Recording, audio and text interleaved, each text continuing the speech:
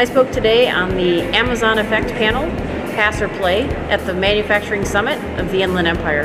And we had a really interesting discussion about the impact Amazon is having on manufacturing and distribution, not just in the Inland Empire, but throughout the world.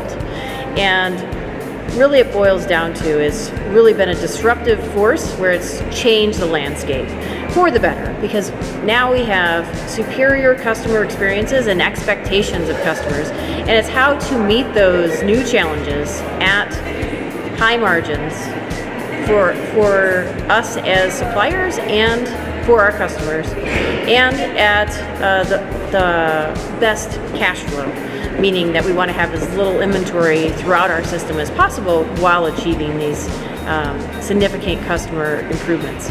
And we had some really good discussions about how we do that.